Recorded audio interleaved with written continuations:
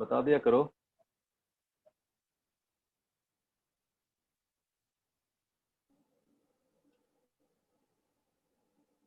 Question क्या था? अगर पूरा सिस्टम क्या है, इक्विलिब्रियम में, सपोज दैट कि होल सिस्टम क्या है, इक्विलिब्रियम है। आपको निकालना क्या है, T1 T2 एंड T3 की वैल्यू निकालना है, जहाँ पे मास कितना दे रखा है इसका ऑब्जेक्ट का, 30 kg दे रखा है। ठीक है। अगर इक्विलिब्रियम है तो पहला कंडीशन क्या होगा, T1 plus T2 plus T3 equal to क्या आएगा, जीरो आएगा। T1 plus T2 plus T3 equal to zero आएगा। कैसे निकालेंगे? सपोज इसका पहले एफबीडी बनाते हैं। इस पॉइंट पे कौन कौन सा फोर्स लग रहा है? इस पॉइंट पे देखोगे तो आप इधर लग रहा है क्या, T3। ठीक है। नीचे क्या लग रहा होगा, नीचे लग रहा होगा T1। और इस डायरेक्शन में क्या लग रहा होगा, T2। इस डायरेक्शन में लग रहा होगा T2। ठीक है। अगर पूरा इक्विलिब्रियम है, इसका मतलब हम इसको कंपोनेंट को ब्रेक कर लेते हैं। सपोज दैट ये दिया हुआ था आपको 37 डिग्री।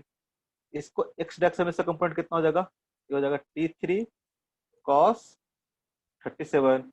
और इधर कितना हो जाएगा, इधर हो जाएगा T3 साइन 37 डिग्री। अगर इक्विलिब्रियम में है, इसका मतलब इस डायरेक्शन का फोर्स, एक्स डायरेक्शन का फोर्स और बाई डायरेक्शन का फोर्स क्या होंगे, इक्वल होंगे। एक्स डायरेक्शन का फोर्स और बाई डायरेक्शन का फोर्स क्या होंगे, इक्वल होंगे। अगर दिया हुआ इक्विलिब्रियम में, इसका मतलब क्या होगा, इसका मतलब होगा T3 sign 37 degree equal to T1।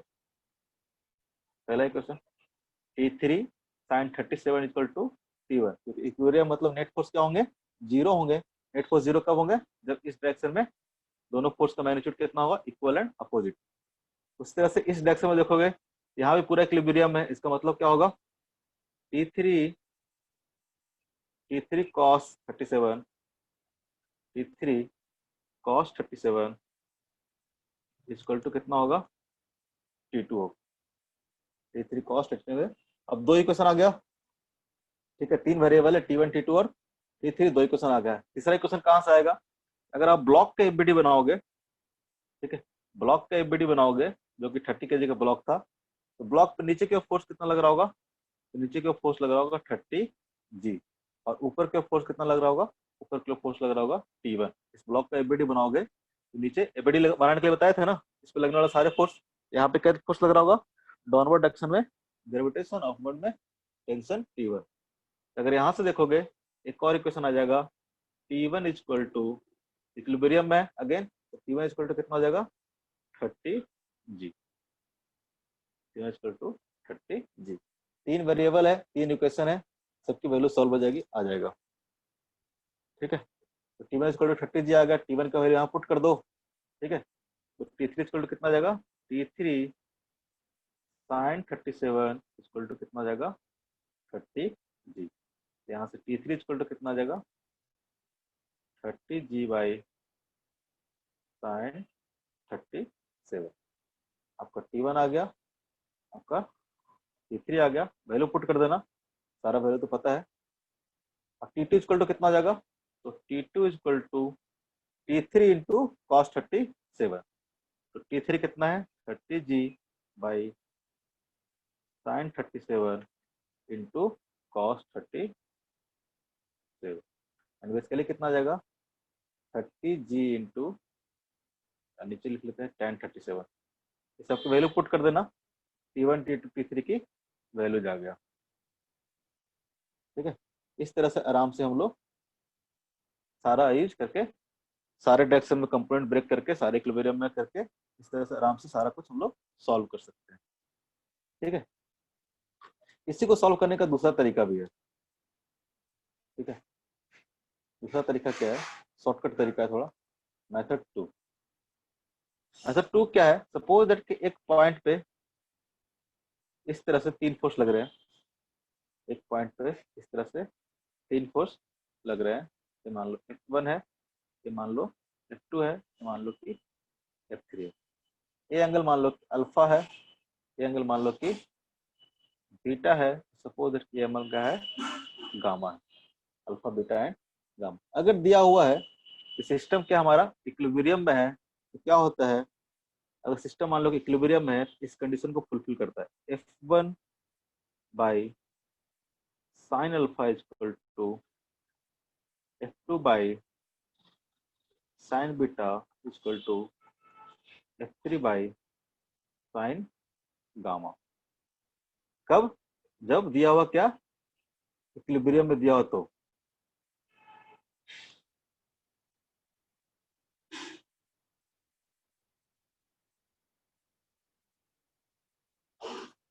ऐसे लिख लेते हैं, इफ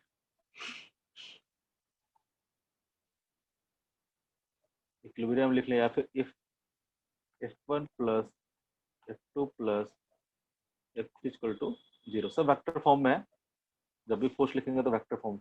अगर आपको दिया हुआ है तीनों फोर्स का सम क्या है, जीरो, जीरो है, मतलब सिस्टम क्या है, इक्विलिब्रियम है, इस तरह का रिलेशन आएगा। F1 by sine alpha equal to F2 by sine beta. F1 क्या है, F1 एक फोर्स है, उसके सामने का एंगल, इसको बोल रहे हैं हम लोग alpha. F1 by sine alpha equal to F2 by sine beta, इसके सामने का angle F2 by sine beta. उस तरह से F3 बाई क्या आ जाएगा, sign gamma, F3 by sine gamma. ये सारे क्या होंगे, इक्वल होंगे। इसको हम लोग बोलते हैं लामिज थ्योरम।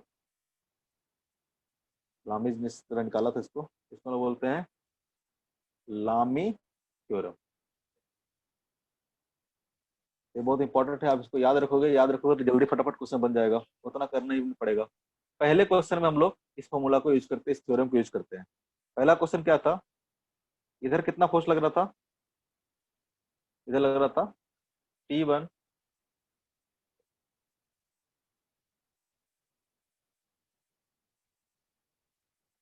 इधर लग रहा था इधर तीसरी का, इधर लग रहा था T2, और इधर लग रहा था T3।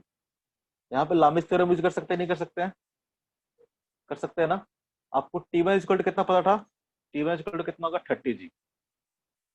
तो यहाँ पे एक और मास लगा हुआ था ना, T1 इक्वल टू 30G तो निकाल लेंगे खटाक से। अगर यहाँ पे इक्विलिब्रियम है, इसका मतलब T1 इक्वल टू कितना होगा, 30G। ठीक है, अब बाकी के लिए हम लोग यूज करते हैं। लामिज थ्योरम के अकॉर्डिंग क्या हो जाएगा, अकॉर्डिंग टू लामिज थ्योरम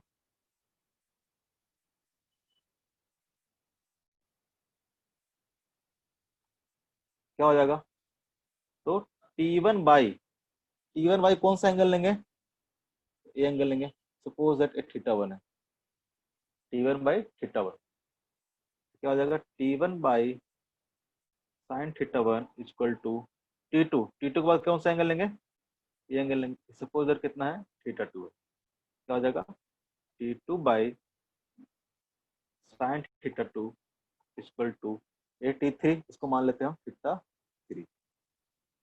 कितना हो जाएगा ये, T3 बाई साइन थीटा 3। ठीक है, तीनों क्या होंगे, इक्वल होंगे। अब थीटा 1 कितना होगा, आपको निकाल लो। ये एंगल दिया हुआ था आपको 37 डिग्री।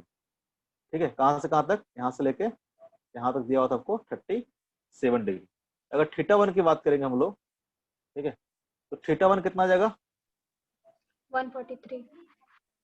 वेरी गुड, कितना हो जाएगा, 143। कैसे आएगा, ये पूरा एंगल कितना होगा 180, तो 180 डिग्री माइनस 37 करने से कितना आ जाएगा, 143। थीटा 3 की बात करेंगे तो ये कितना आ जाएगा, ये आपको जाएगा 90 डिग्री, दिख रहा है, क्या होगा 90 डिग्री। उससे थीटा 2 की बात करेंगे तो क्या आ जाएगा, थीटा 2, तो यहाँ से यहाँ तक तो क्या होगा 90, और यहाँ से आ दिया होता 37, 90 प्लस 37 कितना आ जाएगा, 127। कितना होगा जी, 90 प्लस 37। यहाँ से आप यूज कर लो इक्वेशन को। T1 कितना आ जाएगा, तो T1 इक्वल टू हो जाएगा 30G divide by sine theta 1। Sine theta 1 को ऐसे लिख लेता हूँ मैं, sine 180 degree minus 37 equal to T2 by sine theta 2 कितना हो जाएगा, साइन थीटा 2 अगर इसको ऐसे लिख लेता हूँ, 90 प्लस 37। उस तरह से T3 बाई साइन थीटा 3 कितना हो जाएगा, तो साइन कितना हो गया 90 डिग्री। ठीक है, इसको सिंप्लीफाई करके लिख लो, तो कितना हो जाएगा 30G by sign 180 minus theta कितना होगा, तो साइन 37 हो जाएगा equal to T2 by 90 plus theta कितना हो जाएगा, हो जाएगा कॉस 37 इक्वल टू कितना हो जाएगा T3 बाई साइन 90 कितना हो गया ओवर। अगर यहाँ अब कितना सिंपल हो गया, यहाँ से तो आप इसको देख के खटाक से यही लिखोगे, ठीक है, पहला लाइन आपको यही लिखना होगा। अभी तो आप इतना लिख रहे हो, लेकिन जब दोस्तों थोड़ा प्रैक्टिस कर लोगे तो आप खटाक से क्या लिखोगे, ये लिखोगे। और यहाँ से देखो तो खटाखट सॉल्व हो जाएगा। अगर इस दोनों को इक्वेट करते हैं हम लोग, ठीक है, इसको इक्वेट करते हैं, यहाँ से T3 इक्वल टू कितना आ जाएगा, T3 equal to 30G by sine 37 आ जाएगा। अगर इस दोनों को इक्वेट करते हैं, ठीक है, तो यहाँ से T2 आ जाएगा खटाक से, T2 इक्वल टू, ठीक है, 30G into cos 37 divide by, हम सबकी वैल्यू सॉल्व नहीं कर रहे हैं, आप अननेसेसरी आप सॉल्व कर लेना। आ गया T2, ठीक है। T1 तो पता ही था, T1 इक्वल टू, T1 तो पता था, T1 इक्वल टू कितना होगा 30G होगा। यहाँ से खटाखट आ गया, या देखो तो सेम रिजल्ट आया कि नहीं आया। T3 इक्वल टू कितना आया 30G बाई साइन 37, यहाँ से कितना आ रहा था T3 equal to, T3 equal to 30G by sine 37। T2 क्या आ रहा था, 30G डिवाइड बाई tan 37, या फिर 30G into cos 37 divide by sine 37। यहाँ पे T2 कितना आ रहा होगा 30G into cos 30 divide by sine 37। तो दोनों जगह से रिजल्ट क्या आ रहा है, सेम आ रहा है। तो इस तरह के कहीं भी एक पॉइंट, 3 पॉइंट रहे, मतलब 3 तरह के फोर्सेस रहे, कंकरेंट फोर्स रहे, इस तरह फोर्स को हम लोग क्या बोलते हैं, कंकरेंट फोर्स बोलते हैं। अगर एक ही पॉइंट पे कई सारे फोर्स लग रहे हैं, ठीक है, इनको हम लोग बोलते हैं कंकरेंट फोर्सेस।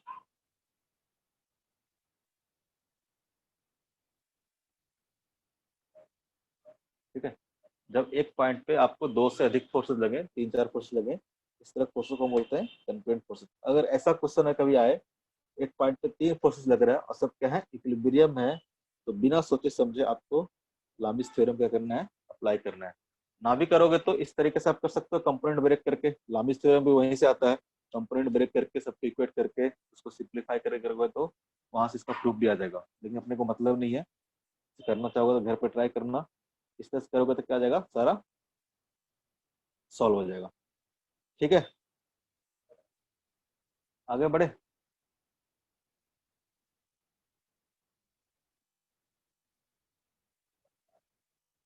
समझ में आ रहा है जी, यस सर। या फिर नहीं आ रहा, नहीं आएगा तो बोलना।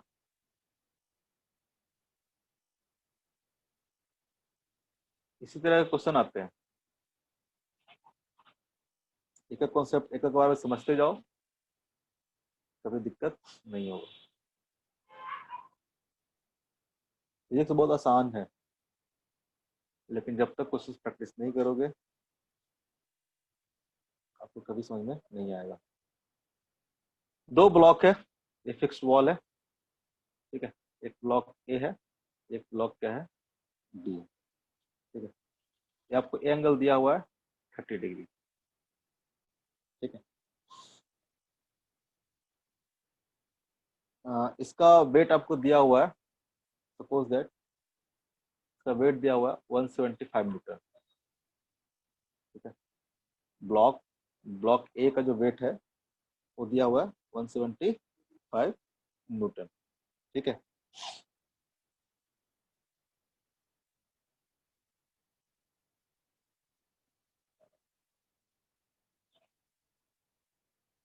ऐसा नहीं दिया हुआ है, इसका नहीं, इसका मान लेते हैं, इसका मान लेते हैं। इसका वेट दिया हुआ आपको 175 न्यूटन, जो ब्लॉक बी है, weight of block B equal to 175 newton, ठीक है। और इसका ब्रेकिंग स्ट्रेंथ दिया हुआ है, ठीक है। इसका जो ब्रेकिंग स्ट्रेंथ है, ये जो स्ट्रिंग है, स्ट्रिंग का जो ब्रेकिंग स्ट्रेंथ है,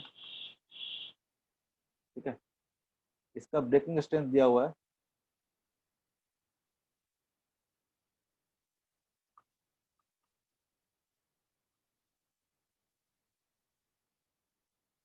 कुछ मान लेते हैं,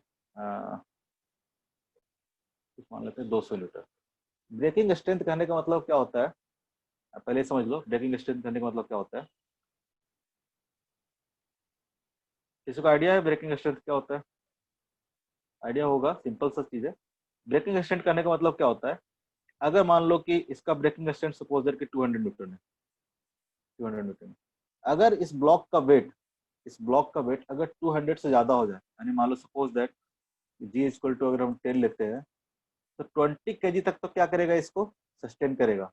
लेकिन इसका वेट अगर 20 से 21 हो जाए, ठीक है, सपोज दैट इस पे आप स्ट्रिंग पे 20 की जगह पे 25 केजी का ब्लॉक इस पे टांग दो, तो ये स्ट्रिंग क्या करेगा, ब्रेक कर जाएगा, क्योंकि इसका जो कैपेबल है वो कितना है, 200 न्यूटन तक इसको क्या कर सकता है, झेल सकता है। अगर उससे ज्यादा दे दोगे तो स्ट्रिंग क्या करेगा, ब्रेक कर जाएगा। तो अगर जी इक्वल टू 10 लोगे तो 200 न्यूटन तक क्या करेगा, स्ट्रेंथ इसको झेल के रखेगा। ये इसका ब्रेकिंग स्ट्रेंथ होता है। ब्रेकिंग स्ट्रेंथ मतलब जो maximum tension produce in a string, उससे ज्यादा टेंशन आप उसमें प्रोड्यूस नहीं कर सकते हो। इसका ब्रेकिंग स्ट्रेंथ दिया आपको 200 न्यूटन, ठीक है, यानी इसमें जो मैक्सिमम टेंशन आएगा कितना आएगा, 200 न्यूटन आएगा, ठीक है। इसमें मैक्सिमम टेंशन कितना आएगा, 200 न्यूटन आएगा। तो बोलता है कि जब मैक्सिमम स्ट्रेंथ होगा, इक्विलिब्रियम कंडीशन पे आपको टेंशन निकालना है, ठीक है। सपोज दैट टेंशन T1 है, टेंशन क्या है, T2 है, टेंशन क्या है, T3। तो मैक्सिमम स्ट्रेंथ दिया हुआ मतलब कितना होगा, यहाँ पे कितना आना चाहिए, यहाँ पे आएगा 200 न्यूटन, ठीक है। अगर मैक्सिमम स्ट्रेंथ पे है, इक्विलिब्रियम कंडीशन में है, तो कितना हो जाएगा, 200 न्यूटन। इससे कम आएगा तो कोई दिक्कत अपने को नहीं है, इससे कम आएगा तो कोई दिक्कत अपने को नहीं है। तो देखते हैं कि ये स्ट्रिंग ब्रेक करेगा कि नहीं करेगा, ठीक है। पहले हम क्या करते हैं, इक्विलिब्रियम कंडीशन पे सारे टेंशन निकालने की कोशिश करते हैं, ठीक है। कैसे निकलेगा, अगर आप देखोगे अगेन, ये एंगल कितना होगा, ये एंगल 90 डिग्री, ये एंगल कितना होगा, 180 माइनस 30 कितना हो जाएगा, 100 150, और ये एंगल देखेंगे तो कितना हो जाएगा, 120, ठीक है। आप लंबी त्वरण लगाओ, कितना हो जाएगा, T1 बाई क्या हो जाएगा, T1 अगर ये है, इस पॉइंट पे देखोगे, इस पॉइंट पे कौन सा फोर्स लग रहा है, इधर क्यों लग रहा है T1, इधर क्यों लग रहा है T2, और इधर क्यों लग रहा है T3, ठीक है। तो ये कितना है 30, एंगल लिख लेते हैं डायरेक्ट, ये है हमारा 150 एंगल, ये है हमारा 90 डिग्री, और एक टोटल एंगल कितना हो जाएगा 120 डिग्री। लामी थ्योरम क्या बोलता है, T1 बाई कौन सा एंगल हो जाएगा, 150 हो जाएगा। T1 sign 150 equal to T2 by कितना हो जाएगा, sine 120 equal to T3 by sine 90। और T1 इक्वल टू कहाँ से आ जाएगा, अगर इक्विलिब्रियम है तो अगेन सेम सिस्टम है, T1 इक्वल टू कितना आ जाएगा, तो T1 इक्वल टू वेट का जो बराबर होगा इसके, WB के बराबर होगा। तो यहाँ से देखोगे अगर सिस्टम 2 का बनाते हैं, ब्लॉक बी का बनाते हैं, तो यहाँ ऊपर क्या लग रहा था हमारा, अगेन सेम क्वेश्चन है, T1, और नीचे क्या लग रहा था हमारा, WB मतलब वेट, जो कि दिया हुआ था कितना 175 न्यूटन। तो यहाँ से T1 को करेंगे तो T1 इक्वल टू कितना आ जाएगा, T1 इक्वल टू आ जाएगा 175 न्यूटन, ठीक है। अब पुट करके निकालते जाओ, T1 पता चल गया, T2 निकल जाएगा, T3 निकल जाएगा। T1 को पुट कर दो 175 डिवाइड बाय साइन 50, साइन 50 कितना हो जाएगा, साइन 180 माइनस 30, यानी साइन 130 के बराबर। साइन 130 कितना होता है, साइन 30 कितना होता है, साइन 150 की वैल्यू किसके बराबर होगी, साइन 30 के बराबर। साइन 30 कितना होता है, 1/2। नीली बोल रही है क्या, यस सर। बाकी लोग क्या हो गया, तो T1 बाई साइन 30 कितना हो जाएगा, 1/2 इक्वल टू कितना आ जाएगा, T2 बाई साइन 20 के, साइन 120 की वैल्यू कितनी होगी, साइन 60 के बराबर, कितना होगा वो, √3/2। यहाँ से T2 इक्वल टू कितना आ जाएगा, T2 इक्वल टू 2 से 2 तो क्या हो जाएगा, कैंसिल हो जाएगा, तो हो जाएगा 175√3। उससे T3 निकालना, तो T3 कैसे निकलेगा, तो T1 by sine 150 equal to T3 by, इस दोनों को इक्वेट कर देंगे। अगर इस दोनों को इक्वेट कर दोगे तो T3 इक्वल टू कितना आ जाएगा, T3 इक्वल टू आ जाएगा T1 इंटू T1 कितना है 175। अब तो T2 भी पता था, T2 से भी इक्वेट करके निकाल सकते हैं, T1 से कर लेते हैं हम लोग। T1 equal to 175 by sine 30 कितना हो जाएगा 1/2 मल्टीप्लाई बाई कितना हो जाएगा sin 30। sin 30 अगेन कितना हो जाएगा 1/2। तो T2 इज इक्वल टू कितना आ गया, T2 is equal to T1 के बराबर आ गया 175। तो T2 जगह 175 है, ठीक है। T2 अगर 175 है, यहाँ पे जो टेंशन देखेंगे ब्लॉक ए पे, अगर देखेंगे हम लोग ब्लॉक ए पे देखेंगे, ठीक है। ब्लॉक ए पे इधर क्या लग रहा था, T2 लग रहा था। ब्लॉक ए पे क्या लग रहा था इधर, T2 लग रहा था, ठीक है, ये लग रहा था ना। तो T2 इक्वल टू कितना आया हमारा, T2 इक्वल टू आया 175/3, ठीक है।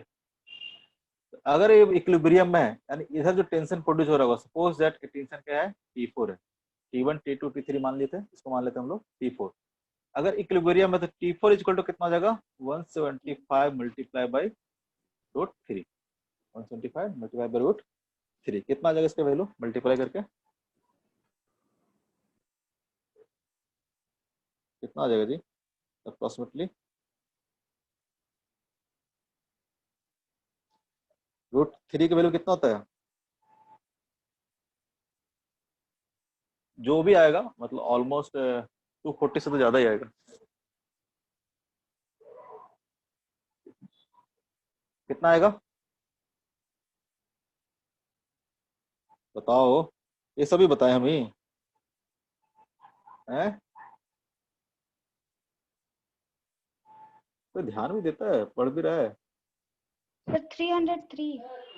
जो भी आएगा मतलब ऑलमोस्ट इसका रूट 3 की वैल्यू कितना लेंगे 1.7, 1.7 मल्टीप्लाई बाई 145 कितना आ जाएगा, डेढ़ टाइम देख लेना कैलकुलेटर करके, जो भी आएगा एटलीस्ट इतना तो पता चल रहा है ना, ग्रेटर देन क्या होगा 200 न्यूटन, इससे तो क्या होगा ज्यादा होगा, होगा कि नहीं होगा,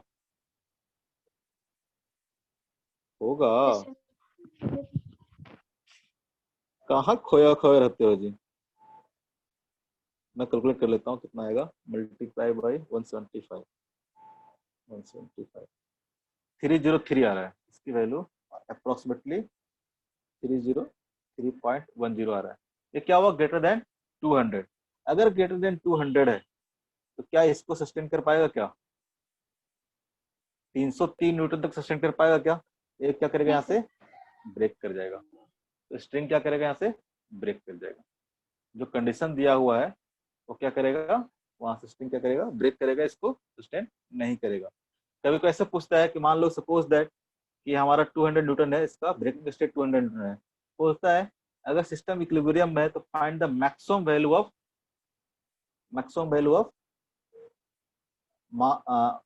the mass of the object D.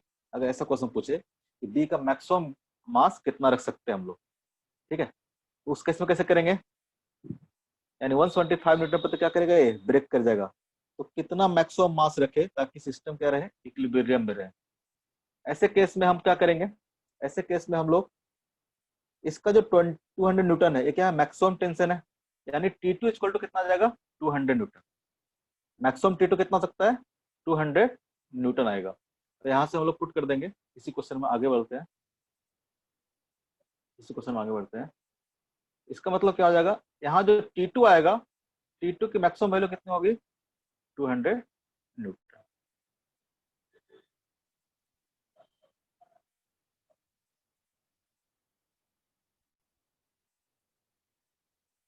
ठीक है। यहाँ से जो मैक्सिमम वैल्यू होगा T2 कितना होगा 200 न्यूटन, इधर क्या लग रहा था हमारा, इधर लग रहा था T3, इधर निकल रहा था हमारा T1, ठीक है। अब अगेन क्या करेंगे हम लोग सबके लिए T1 T2 T3 की वैल्यू क्या करेंगे कैलकुलेट कर लेंगे, T1 T2 T3 की वैल्यू कैलकुलेट कर लेंगे, जो T1 आएगा अगेन कैसे करेंगे हम लोग, कैसे आ जाएगा T1 बाई एंगल कितना आ रहा था 150 ना, एंगल आ रहा था हमारा 120, ये हमारा एंगल था 90, अब आ जाएगा हमारा T1 by sine 150 equal to T2 by sine 120 equal to T3 by sine 90 कितना हो जाएगा 1 हो जाएगा, साइन 90। ठीक है, अब हमको निकालना है T3, तो T1 निकालना है। T1 इक्वल टू कितना हो जाएगा, T1 इक्वल टू T2 की वैल्यू कितना पुट कर देंगे हम लोग, T2 की वैल्यू पुट कर देंगे 200 इंटू साइन 150 कितना होगा, तो 1/2, और साइन 120 कितना होगा, साइन 60 के बराबर कितना हो जाएगा, तो 3/2। ठीक है, तो बेसिकली T1 इक्वल टू कितना देगा, 200/√3। T3 निकालो ना निकालो तो मतलब नहीं है, यानी T1 की वैल्यू अगर T2 की मैक्सिमम वैल्यू पुट करते हैं तो T1 की वैल्यू कितनी आ जाएगी, 200/√3। तो मैक्सिमम वेट कितना होल्ड कर पाएगा ये, मैक्सिमम वेट कितना होल्ड कर पाएगा, इसका मतलब क्या होना चाहिए, एक किसके बराबर होना चाहिए, वेट ऑफ ब्लॉक बी के। वेट ऑफ ब्लॉक बी मतलब मास इंटू जी। तो यहाँ से अगर निकालेंगे हम लोग एम बी इक्वल टू कितना आ जाएगा, एम बी इक्वल टू कितना आ जाएगा, 200/3 इंटू जी। अगर जी की वैल्यू 10 ले लेते हैं तो मैक्सिमम जो मास होगा जो कि इसको हैंग कर सकता है कितना आ जाएगा, 20/√3 kg। ये बेसिकली क्या है, तो मैक्सिमम मास है।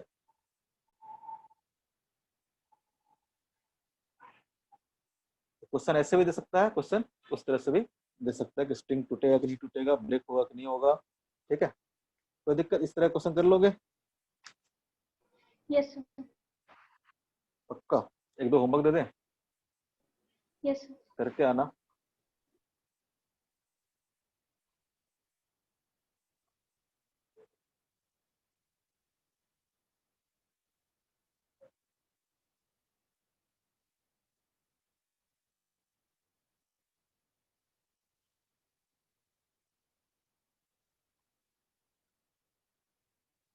फिफ्टी केजी का ब्लॉक है, एंगल दे रखा है 57, एंगल दे रखा है 53। इसे को वैल्यू पता है ना, साइन 37 53 सब वैल्यू निकालना।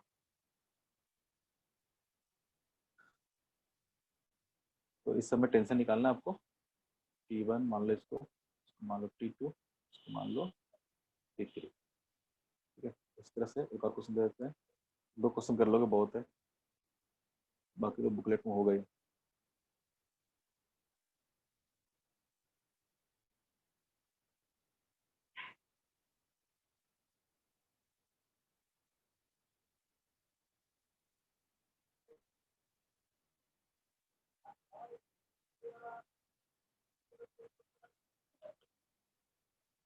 ट्राई करना, नहीं बनेगा तो फिर मैं तो हूँ नेक्स्ट क्लास में बताने के लिए। इसका इससे ब्लॉक लगा हुआ है जिसका मास दिया हुआ है 10 kg। एंगल देख लो, ये एंगल दिया हुआ है 60, ये एंगल दिया आपको 30। ठीक है, इसमें टेंशन दिया आपको T1, इसमें मान लो T2, इसमें मान लो T3, इसमें मान लो T4, इसमें मान लो T5। आपको निकालना है क्या क्या, T1 इक्वल टू कितना होगा, T2 इक्वल टू कितना होगा, T3 इक्वल टू कितना होगा, T4 इक्वल टू कितना होगा, T5 इक्वल टू कितना होगा। एक क्वेश्चन कर लिए तो सारा क्वेश्चन आपका हो जाएगा अपने आप। ठीक है, कोई दिक्कत, नहीं सर। आगे बढ़े। Yes. ये तो इक्विलिब्रियम में इस तरह से रहेगा तो हम चीजों को आराम से सॉल्व करेंगे, टेंशन हम लोग आराम से निकाल लेंगे। ठीक है, अब हम लोग आते हैं कंस्ट्रेंट इक्वेशन लिखने के लिए, कैसे कंस्ट्रेंट इक्वेशन लिखते हैं। टाइम कितना हुआ, टाइम है, Yes, sir. कितना टाइम है, सर 50 तक चलता है, अभी तो 20 है। Constraint relation.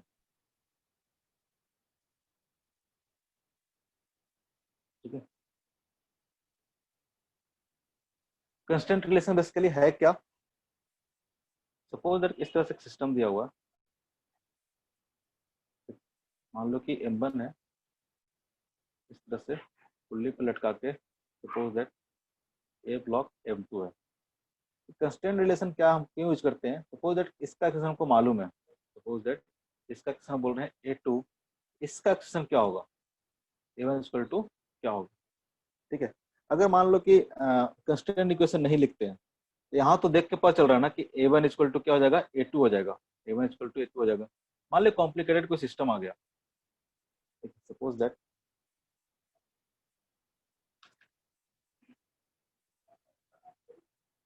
इस तरह का सिस्टम रहता है।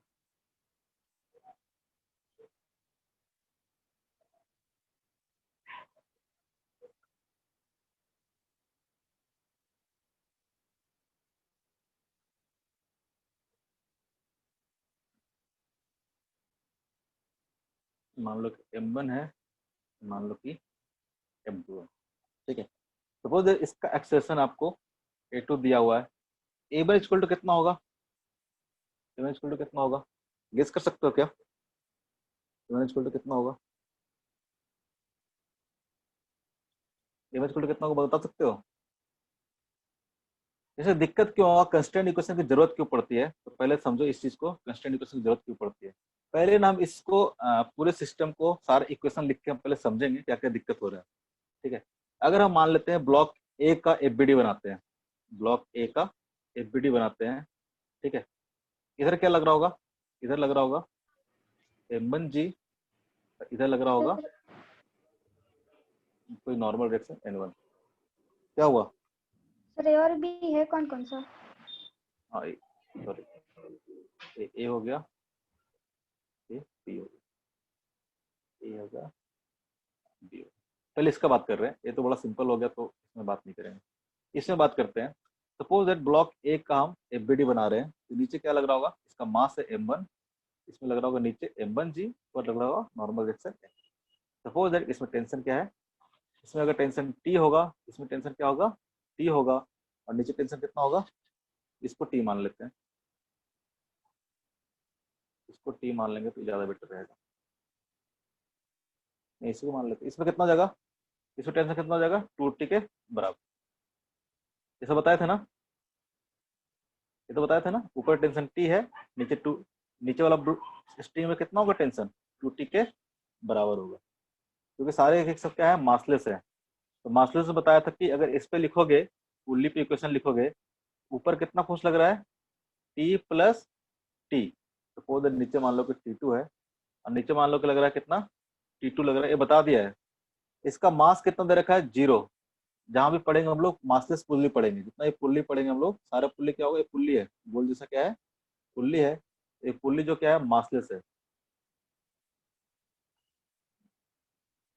ठीक है, जब इस तरह से मासलेस पुल्ली रहेगा तो क्या हो जाएगा, T2 minus 2T equal to mass कितना है, 0, एक्सेशन कुछ भी रहे, एक्सेशन कुछ भी रहे, तो क्या हो जाएगा, mass into Newton second law, mass into, यहाँ से कितना आ जाएगा ये, T2 equal to 2 into T. तो हमेशा कितना आएगा, इस तरह से आएगा। अगर ऊपर TT लग रहा है तो नीचे कितना लगेगा, 2T लगेगा। ठीक है, अब यहाँ पे क्या होगा, यहाँ पे टेंशन इधर कितना लग रहा है, इधर टेंशन लग रहा है T। ठीक है, और इधर कोई फोर्स लग रहा है क्या, सारा स्मूथ सरफेस है, सरफेस क्या है, स्मूथ है, कोई फ्रिक्शन नहीं लग रहा है। अगर इसका इक्वेशन लिखेंगे तो क्या होगा, वर्टिकल डायरेक्शन में तो क्या होगा, कोई मोशन नहीं हो रहा है, वर्टिकल डायरेक्शन में कोई मोशन नहीं हो रहा है, और दिया हुआ क्या है, इसका एक्सेशन क्या है, A1 मान लेते हैं, इसमें कितना है, A1। तो वर्टिकल डायरेक्शन में कोई मोशन नहीं हो रहा, मतलब N1 इक्वल टू कितना होगा, M1G, नॉर्मल डायरेक्शन क्या हो जाएगा, M1G के बराबर। अगर हॉरिजॉन्टल में देखेंगे तो हॉरिजॉन्टल में क्या होगा, नेट फोर्स कितना लग रहा है पार्टिकल पे, तो नेट फोर्स लग रहा है T, नेट फोर्स कितना लग रहा है T। Net force equal to क्या होता है, मास इंटू एक्सेलरेशन, क्या हो जाएगा, M1 इंटू A1, M1 दिया रहेगा, मास दिया रहेगा, T इक्वल टू क्या आ जाएगा, M1 इंटू A1। ठीक है, उस तरह से हम ब्लॉक बी की बात करें, सपोज दैट ब्लॉक ए था, अब ब्लॉक बी का एफबीडी हम लोग लिखते हैं, ब्लॉक बी का एफबीडी लिखते हैं। ब्लॉक बी पे कौन कौन सा फोर्स लग रहा है, तो नीचे की ओर लग रहा होगा क्या, M2G, और ऊपर की ओर क्या लग रहा होगा, 2 इंटू टी, और इसका एक्सेशन क्या दे रखा है, नीचे की ओर दे रखा है एक्सेशन A2। यहाँ से क्या आ जाएगा, M2G, क्योंकि और कोई फोर्स नहीं लग रहा, नेट फोर्स कितना आ जाएगा इस पे,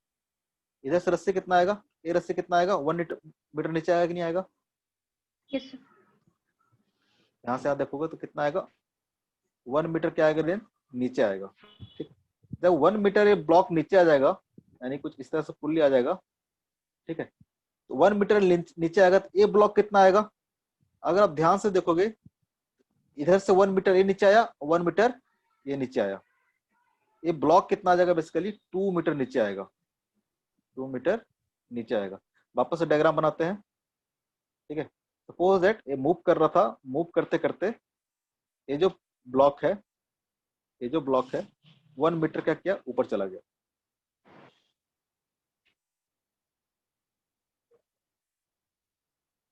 फिर लिखने का तरीका बताएंगे कैसे लिखते हैं, पहले ये देख लो, समझ लो पहले।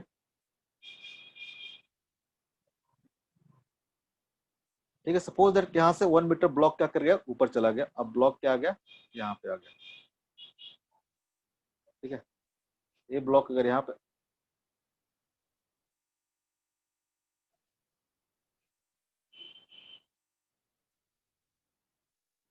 ब्लॉक मूव करके यहाँ पहुंच गया, अगर ये ब्लॉक यहाँ मूव करके पहुंच जाएगा, तो ये डिस्टेंस कितना ट्रेवल किया है, 1 मीटर का। अगर 1 मीटर का ट्रेवल किया होगा, ये जो ब्लॉक है, ठीक है, जो यहाँ पे था, वो भी क्या हुआ होगा, 1 मीटर नीचे आएगा। ठीक है, इधर से रस्सी 1 मीटर ऊपर गया है, ये रस्सी क्या आएगा, 1 मीटर नीचे आएगा, यानी ये जो पुली है ये क्या आ जाएगा, 1 मीटर नीचे आ जाएगा। ठीक है, ये पुली अपने यहाँ से 1 मीटर नीचे आ जाएगी, सपोज ये 1 मीटर नीचे आ गया। ठीक है, अब 1 मीटर ये नीचे आएगा। ठीक है, 1 मीटर अगर ये नीचे आएगा, ठीक है, ये पहले कैसे था, ऐसे था, पहले ऐसे था। अब 1 मीटर ये पुली नीचे आ गया, बेसिकली मतलब ये जो रस्सी यहाँ से यहाँ तक था और यहाँ से यहाँ तक था, तो कितना होगा, 1 मीटर प्लस 1 मीटर, यानी क्या आएगा, 2 मीटर क्या आ जाएगा, नीचे आ जाएगा। आएगा कि नहीं आएगा? ये बेसिकली इधर से देखोगे, ये जो ब्लॉक बी होगा वो क्या आ जाएगा, 2 मीटर नीचे आ जाएगा। सपोज जो ब्लॉक यहाँ पे था, यहाँ से ब्लॉक क्या करेगा, 2 मीटर नीचे आएगा। आया कि नहीं आएगा? क्योंकि 1 मीटर रस्सी इधर से भी नीचे आया और 1 मीटर रस्सी इधर से भी नीचे आया, तो बेसिकली जो ब्लॉक बी रहेगा वो क्या आ जाएगा, 2 मीटर नीचे आ जाएगा। यानी अगर एक से 1 मीटर से मूव करता है, सपोज दैट कि ब्लॉक ए 1 मीटर से मूव करता है, तो ये कितना मीटर से मूव कर रहा है, 2 मीटर से मूव कर रहा है। यानी इसका वेलोसिटी अगर v मानेंगे तो इसका वेलोसिटी कितना आ जाएगा, 2v। यानी वेलोसिटी ऑफ बी की बात करेंगे हम लोग, velocity of B equal to कितना आ जाएगा, twice of velocity of A. इसका मतलब क्या हुआ, जो एक्सेशन ऑफ 2 होगा, A2 इक्वल टू कितना आ जाएगा, ट्वाइस ऑफ एक्सेशन ऑफ ए। ये तो हम लोग सिंपल सा एक सिस्टम था, तो हम लोग गेस करके आराम से देख के इस तरह से लिख लिए। ठीक है, अगर मान लो कॉम्प्लिकेटेड सा सिस्टम आ गया तो कैसे लिखेंगे, हर बार गेस कर पाएंगे क्या? इसको देखते हैं तो कंस्ट्रेंट इक्वेशन के थ्रू हम लोग कैसे इसको लिखते हैं। ठीक है, यहाँ तक समझ में आ रहा है क्या? यहाँ तक कोई दिक्कत? No sir. ये समझ में आया कि अगर ए 1 मीटर ऊपर जाएगा तो ये जो है क्या आएगा, 2 मीटर नीचे आएगा।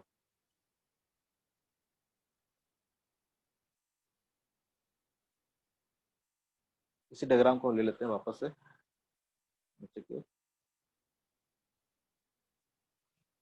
ठीक है, यही जो रस्सी ऊपर नीचे वाला जा रहा था, इसी कॉन्सेप्ट को हम लोग यूज करते हैं कंस्ट्रेंट इक्वेशन लिखने के लिए। कैसे लिखेंगे, ध्यान से देखना। ये हमारा 2 फिक्स पॉइंट है। ठीक है, ये दोनों फिक्स पॉइंट तो मूव नहीं कर रहा ना, ये दोनों हमारा फिक्स पॉइंट मूव नहीं कर रहा।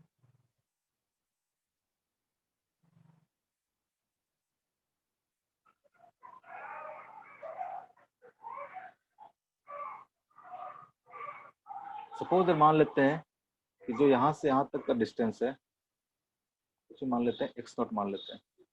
सपोज दैट यहाँ से यहाँ तक का डिस्टेंस कितना है, x0 है, और यहाँ से यहाँ तक का डिस्टेंस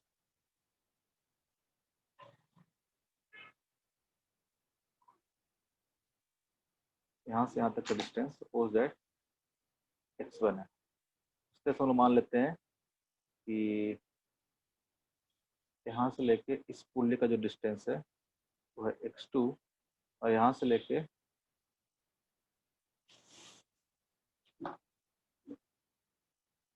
हो गया x1, ये हो गया x2, x1, x2, और कुछ मानना है क्या? अगर यहाँ से यार डिस्टेंस पूछेंगे तो कितना होगा? ये डिस्टेंस कितना हो जाएगा? मान के चलते हैं यहाँ से लेके जो ए डिस्टेंस है वो क्या है? x3 है। ये बात समझ में आ रहा है क्या क्या माने हैं? इस ब्लॉक का डिस्टेंस हमने मान लिया x1, यहाँ से इस पुली का डिस्टेंस मान लिया हमने x2, और इस वाले ब्लॉक का डिस्टेंस मान लिया है x3। ठीक है, कोई दिक्कत? नो तो सर। अगर पूछे कि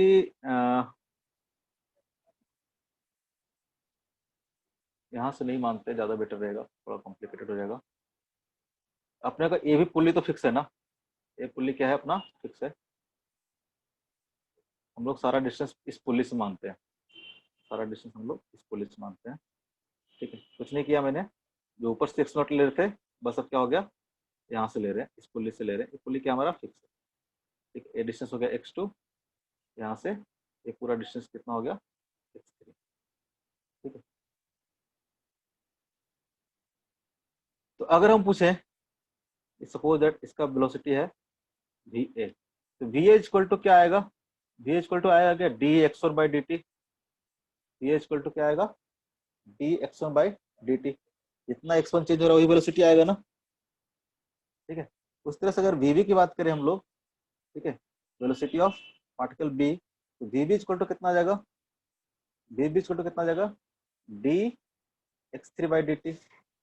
अगर इसका पोजीशन यहाँ से x3 है, अगर जिस तरह से चेंज हो रहा है तो dx3 बाई dt क्या आ जाएगा हमारा? vv आ जाएगा। v एंड b में अगर रिलेशन पता चल जाए तो हमको x1 और सॉरी a1 और a2 में रिलेशन हमको पता चल जाएगा, क्योंकि सेम वेलोसिटी का जो रिलेशन होगा वही क्या होगा? एक्सेलरेशन का भी रिलेशन होगा। अब एक चीज देखना, इसमें कॉन्सेप्ट क्या यूज करेंगे हम लोग? जो लेंथ ऑफ द स्ट्रिंग है, और स्ट्रिंग वन लिखते हैं हम लोग, और स्ट्रिंग वन कौन सा है हमारा? स्ट्रिंग वन हमारा है, जो हमारा S1 है, स्ट्रिंग वन है, और ये जो हमारा है स्ट्रिंग टू। स्ट्रिंग वन का जो लेंथ होगा वो तो फिक्स रहेगा किसी भी पॉइंट पे, एक्स्ट्रा रस्सी तो इसमें ऐड और काट नहीं रहे हम लोग। किसी भी इंस्टेंट पे देखोगे तो इसका जो लेंथ होगा क्या होगा? फिक्स होगा। इसका लेंथ कितना हो जाएगा? बेसिकली इसका लेंथ कितना हो जाएगा? यहाँ से लेके यहाँ तक, यहाँ से लेके यहाँ तक, यानी कितना हो जाएगा? x1 प्लस कितना हो जाएगा? यहाँ से लेके यहाँ तक, यानी x1 plus x2 equal to कितना हो जाएगा? Length of string one. होगा कि नहीं होगा? x1 plus x2 equal to कितना आ जाएगा? L1 आ जाएगा। उसी तरह से अगर स्ट्रिंग टू को लिखे हम लोग, और स्ट्रिंग टू, ठीक है, स्ट्रिंग टू का लेंथ कितना होगा? ए लेंथ, ठीक है, प्लस ए लेंथ। ए लेंथ कैसे निकलेगा? टोटल लेंथ हमने कितना माना है यहाँ से यहाँ तक? x0, x0 minus x not x3 करेंगे तो माइनस ए लेंथ आ एक्स टू। जाएगा क्या? Very good. ए लेंथ कितना आ जाएगा? x0 माइनस x2 प्लस ए वाला लेंथ कितना आ जाएगा? ए लेंथ आ एक्स जाएगा थ्री वो कितना माइनस आ एक्स जाएगा? Two. Very good, plus x3 minus x2 equal to क्या आ जाएगा? Length of string two. ठीक है, अब हो जाएगा। अब इसको डिफरेंशिएट करो, पहले वाले को, फर्स्ट वाले को डिफरेंशिएट करेंगे तो क्या आ जाएगा? d of x1 by D T plus d of x2 by D T equal to, L तो क्या रहेगा? कांस्टेंट रहेगा। एल तो क्या रहेगा?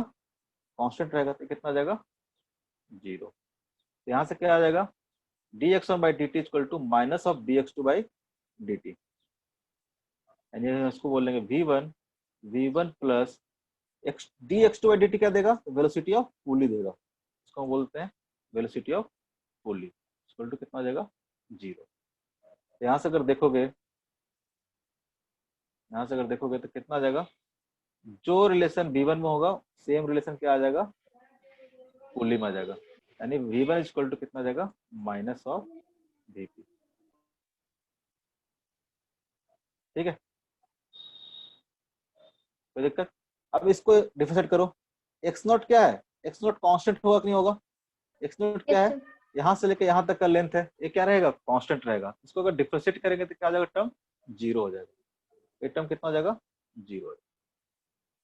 यहाँ से क्या बच जाएगा, यहाँ से बच जाएगा माइनस ऑफ, यहाँ भी x2 है, यहाँ भी x2 है, कितना हो जाएगा ये 2x2, यानी इसको डिफरेंशिएट करेंगे तो क्या आ जाएगा, 2 into D of x2 by D T plus कितना हो जाएगा, D of x3 by D T equal to L2 कितना हो जाएगा, कांस्टेंट, इसका डिफरेंस कितना हो जाएगा, जीरो हो जाएगा। तो यहाँ से देखोगे तो क्या आ जाएगा, minus of 2 into D x two by D T क्या हो जाएगा, तो D x two by D T again क्या हो जाएगा, velocity of pulley, D x two by D T T2। क्या हो जाएगा, v2 या फिर वेलोसिटी ऑफ पुल्ली इसको बोल दिए हम लोग, क्या हो जाएगा, velocity of pulley plus D x three by D T क्या हो जाएगा, तो D x three by D T देखोगे तो आप क्या हो जाएगा, वेलोसिटी ऑफ बी, क्या हो जाएगा, velocity of B equal to कितना हो जाएगा, जीरो। यहाँ से velocity of B equal to देखोगे तो कितना हो जाएगा, twice into velocity of pulley, या फिर इसको लिखेंगे हम लोग twice into velocity of pulley और वेलोसिटी ऑफ पार्टिकल वन कितना था, दोनों सेम था, तो वी वी इक्वल टू कितना आ गया, twice of V A, V V equal to कितना आ गया, ट्वाइस ऑफ वी। इसका मतलब क्या हो जाएगा, जो एक्सेलरेशन होगा पार्टिकल बी का, जिसको हम लोग बोल रहे थे A2, इट इक्वल टू कितना आ जाएगा, ट्वाइस ऑफ A1। एक यहाँ से थर्ड इक्वेशन आ गया मेरा, ठीक है, इक्वेशन नंबर कितना हो गया हमारा, थर्ड हो गया। तीन इक्वेशन, तीन वेरिएबल हम लोग क्या करेंगे, सॉल्व कर लेंगे।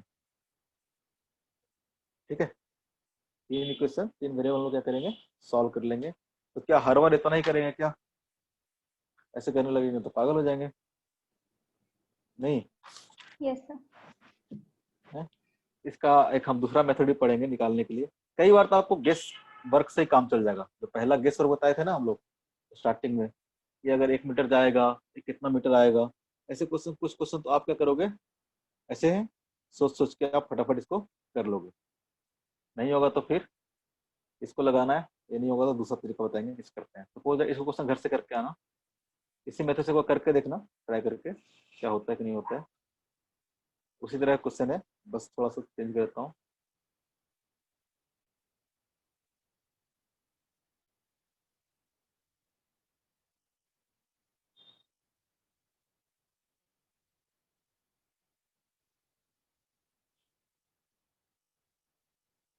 इसको मान लेते हैं M1, इसको मान लेते हैं M2, इसको मान लेते हैं A, इसको मान लेते हैं B, तो फिक्स है। इसका एक्सप्रेशन अगर मान लो कि A1 है, इसका एक्सप्रेशन A2 है, तो क्या रिलेशन आएगा A1 A2 में,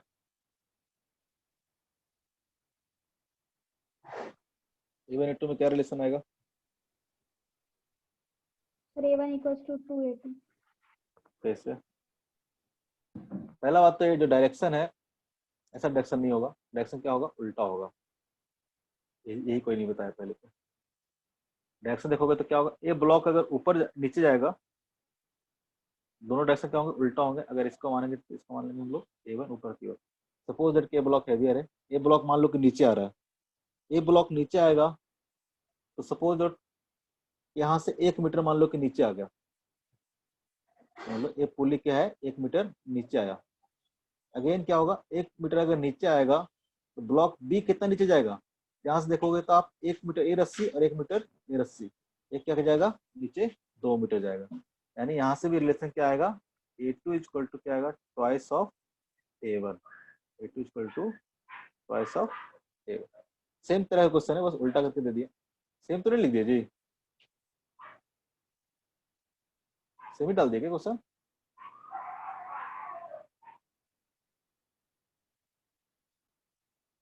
सेम ही हो गया, नहीं पता भी नहीं चल रहा। सेम है सर, बस डायरेक्शन उसका लेफ्ट में, इसका राइट में। सेम क्वेश्चन डाल दिया, अच्छा दूसरा डाल दिया, बोलो।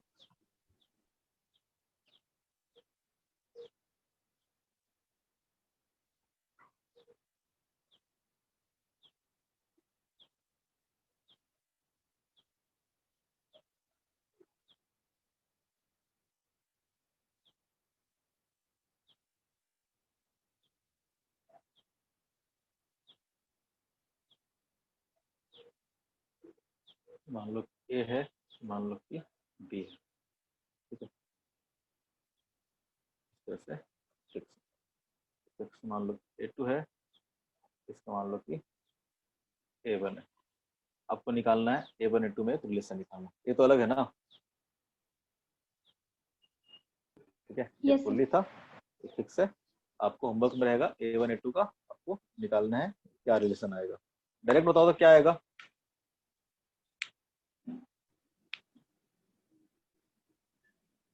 डायरेक्ट सर सच बताओ तो A2 क्या आएगा। Two 2A1। Very good. क्या आएगा A2 इक्वल टू, क्योंकि अगर मान लो कि 1 मीटर ऊपर जाता है, सपोज दैट 1 मीटर ऊपर जाएगा, तो बेसिकली 1 मीटर रस्सी इधर से, सपोज दैट ऐसा 1 मीटर ऊपर चला गया, ठीक है। 1 मीटर अगर ऊपर जाता है यहाँ पे, तो बेसिकली अब कैसा हो जाएगा, रस्सी इस तरफ हो जाएगा, यानी इधर वाला रस्सी और इधर वाला रस्सी दोनों क्या चला गया होगा, इधर चला गया होगा। यानी 1 मीटर इधर वाला, 1 मीटर इधर वाला, इधर पहुंचेगा नीचे चला गया होगा। यानी अगर 1 मीटर जाएगा तो क्या आएगा, 2 मीटर आएगा, ठीक है। यानी A2 इक्वल टू क्या आ जाएगा, ट्वाइस ऑफ A1। आपको लेकिन इस तरह से x/z मान के आपको लिखना है। यहाँ से रेफरेंस पॉइंट मान लेना, ठीक है। यहाँ से मान लेना इसका x1 है, इसका x2 है, और इस तरह से इक्वेशन इसका लिखना। दूसरा तरीका शॉर्टकट क्या होता है, हम लोग पावर मेथड यूज करते हैं कंस्टेंट रिलेशन लिखने के लिए। वो थोड़ा आसान पड़ता है, मैं वही ज़्यादा लिखता हूँ, मेरे लिए अच्छा भी लगता है वो, ठीक है। आगे पढ़ेंगे हम लोग पावर मेथड। टाइम है ना,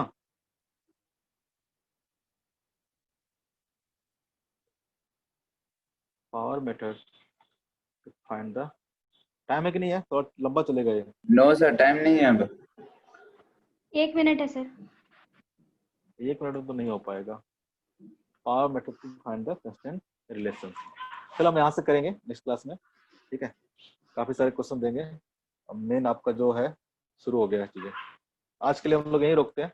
आपका बुकलेट आ गया है, तो रिकॉर्डिंग कर लो, स्टॉप कर लो।